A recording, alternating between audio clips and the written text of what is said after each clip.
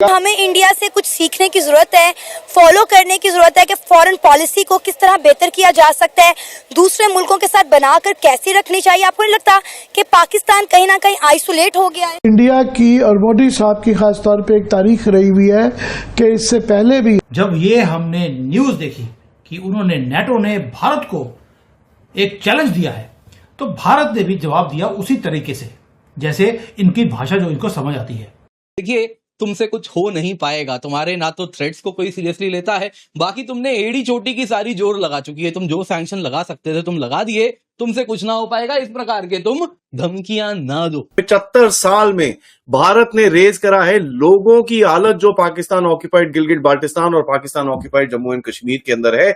Iron clad brother से क्यों ना लें वो भी इंडिया और रशिया का भी आयरन क्लैड ब्रदर्स वाला मामला है। यानी कि जो एक दबाव बनाने की कोशिश पहले अमेरिका और उसके बाद उनका साथ देते हुए यूरोप कर रहा है नेटो के जरिए, वो भारत पर लागू नहीं होगा। हमने नेटो को भी धमकी दी है उसी भाषा में जो इन्होंने हमारे साथ यूज करी। डोनाल्ड ट्रंप ने कहा कि जी 50 दिन के अंदर रूस जो है वो जंगबंदी करे वरना 100% टैरिफ लगाया जाएगा। रूस ने कहा कि भाई डोनाल्ड ट्रंप की यह धमकी जूते की नोक पर है। $14 बिलियन का बजट का कश्मीर का दिया, $14 बिलियन। और आपके लिए इतला नर्ज है कि आप $3 बिलियन के लिए IMF के सामने फ्लैट हो जाते हैं। अब हुआ ये है कि जो रशिया उसने भारत को 1 मिलियन जॉब्स की ऑफर कर दी है, रिपोर्टेडली ये कहा जा रहा है। भारत की नजर सिर्फ अपने नेशनल इंटरेस्ट पर है। भारत सिर्फ अपनी ऊर्जा सुरक्षा पर ध्यान दे रहा है और इसी कारण रूस से सस्ता तेल खरीदकर पूरी दुनिया को भी संकट से बचा रहा है। कि Russia rejects Trump's demand for a Ukraine war ceasefire in 50 days as unacceptable. Russia ने कहा है कि यह नाकाबिले कबूल है। और आज रूस भारत का सबसे बड़ा ऑयल सप्लायर भी है।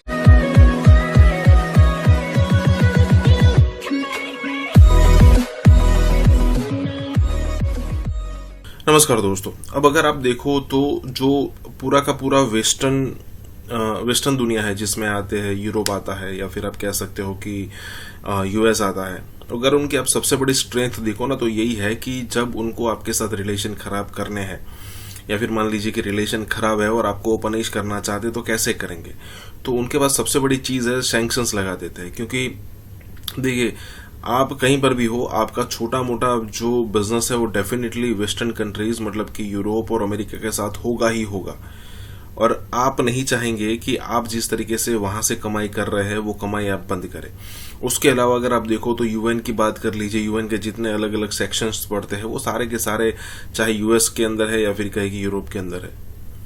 तो ऐसी सिचुएशन में उनके पास बहुत सारी चीजें, जैसे रशिया और यूक्रेन की वॉर हुई तो उसके बाद US ने क्या किया, वो जो स्विफ्ट ट्रांजैक्शन वाली जो पूरी सिस्टम है उससे रशिया को बैन कर दिया। हालांकि रशिया नहीं झुका वो बात अलग है, लेकिन इनके पास यही बड़े हथियार है।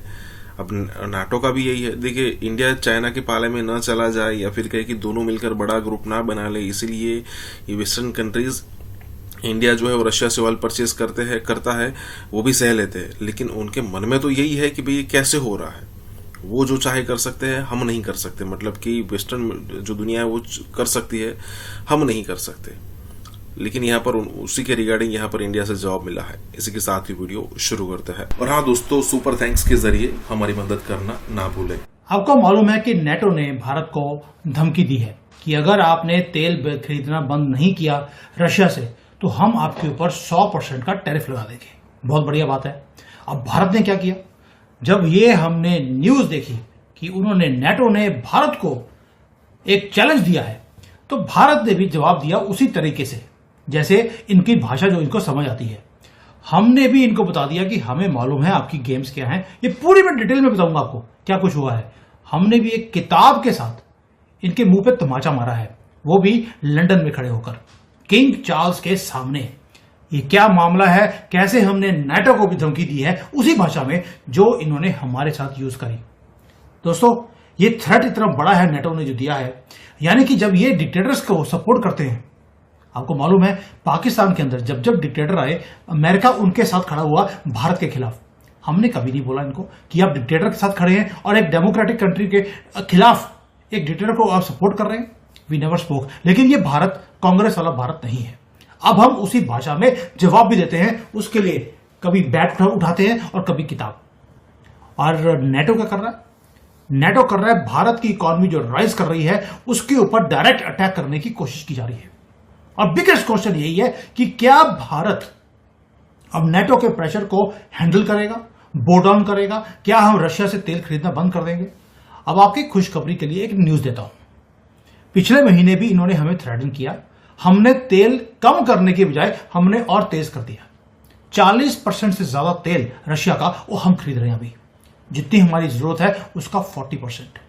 और यही हमारी स्ट्रेटेजिक ऑटोनॉमी है जिसे देखकर इनके गोरों के जो पसीने आ रहे हैं। अब जो नेटो का सेक्रेटरी जनरल है मार्क रूटे, रूटे नाम है, वैसे रोते होना चाहिए, नॉट रूटे, रोते। ये रोते रोते इसने बोला, एक पब्लिक वार्निंग दे दी कि भारत हो, चाइना हो, ब्राजील हो, ये सैंक्शंस के अंडर आ जाएंगे अगर हमने रशिया के साथ ट्रेडिंग को बंद नहीं किया। और ये कोई ऑर्डिनरी सैंक्शंस नहीं है दोस्तों, उसने बोला है सेकेंडरी सैंक्शंस। अब उसके वर्ड्स हैं ये, India, China, Brazil will be hit very hard. Very hard का मतलब क्या होता है? भी आपने जब बोल दिया कि 100% टैक्स लगाना है, हम झेल लेंगे। और जयशंकर जी तो बार बार बोलते हैं, जब वो टाइम आएगा, कभी डोनाल्ड ट्रंप ने बोला था 500%, अब ये रोते रोते 500 से 100 पे आ गए हैं। आगे जाके आपको पता ही है, ये जो डोनाल्ड ट्रंप है वो तो वैसे भी माना हुआ है कि चिकन आउट जल्दी करता है वो। तो इसलिए अब ये जो कमेंट्स हैं इसके, ये कमेंट्स हैं, धमकी है या कैलकुलेटिव एक जियोपॉलिटिकल मूव है, ये समझते हैं। नेटो जिसको लीड कौन करता है? United states. वो कंप्लीटली चाहता है ट्रंप कि रशिया को आइसोलेट किया जाए और साथ में हथियार भी बेच रहे हैं, तो दोनों कामों को इकट्ठा कर रहा है। लेकिन इनकी सारी स्ट्रैटेजी के बीच में भारत आता है। क्यों?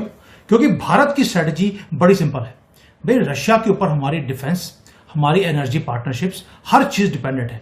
और रशिया एक वो कंट्री है जिसको हम ट्रस्ट करते हैं और रशिया हमें भी वो सपोर्ट करता है हर चीज में। इसलिए रशिया को टारगेट करते करते वो टारगेट हमें कर रहे हैं कि अगर भारत मान जाएगा तो रशिया भी मान जाएगा। क्यों? रशिया, नेटो ने क्या बोला हमें, भारत को, कि आप पुतिन के ऊपर प्रेशर डालिए कि वो युद्ध को रोक दे। भाई पुतिन ने कुछ शर्तें रखी हैं आपके सामने, आप मान लो। लेकिन नेटो है कि मानने को तैयार नहीं है। वो चाहते हैं कि पुतिन हार मानकर वो युद्ध से पीछे हट जाए। नेटो की वाट लगाई पड़ी है। और भाई आप अपनी हार आप खुद मान लो, यस नेटो हार गया रशिया से, वो कर नहीं सकते, ज़ेलेंस्की को सपोर्ट और कर नहीं सकते, ऑलरेडी अपनी इकोनॉमी इनकी बुरा हाल है। तो ये भारत को तंग कर रहे हैं कि आप जाकर रशिया को तंग करो या पुतिन को तंग करो, ताकि जो रशिया है उसके अंदर इकोनॉमिक कॉन्सिक्वेंसेस आएंगे। और अगर हमने उसको प्रेशराइज नहीं किया तो वो प्रेशर जो है वो हमारे ऊपर आ जाएगा। लेकिन इस सारे के पीछे रियल रीजन क्या है? ऐसा तो हो नहीं सकता कि भी पुतिन को जो है सिर्फ हमने बोलना है कि तू युद्ध रोक दे। रीजन है तेल, ऑयल। रशिया की जो इकोनॉमी है वो तेल के कारण चल रही है। और दूसरा प्रॉब्लम यह है कि रशिया तेल बेच रहा है या तो इंडियन रुपी में, रूबल में या युआन में। डॉलर से बाहर निकलकर दुनिया का इतना बड़ा चंक ऑफ तेल वो बिना डॉलर के जा रहा है। सबसे बड़ी दिक्कत यह है डी डॉलराइजेशन और भी ज्यादा वो स्ट्रांग हो गया। और रशिया का तेल का जो सबसे दो बड़े बायर्स हैं वो है भारत और चाइना। भारत ऑलरेडी 40% से ज्यादा जो हमारे तेल की रिक्वायरमेंट है हर रोज की वो हम खरीद रहे हैं। इसका फायदा क्या है? फायदा यह है कि हमारे यहां पर इन्फ्लेशन कम है, जो हमारी इंडस्ट्रीज है उसको तेल मिल रहा है, जबकि दुनिया भर में तेल की कमी है कई जगह पर।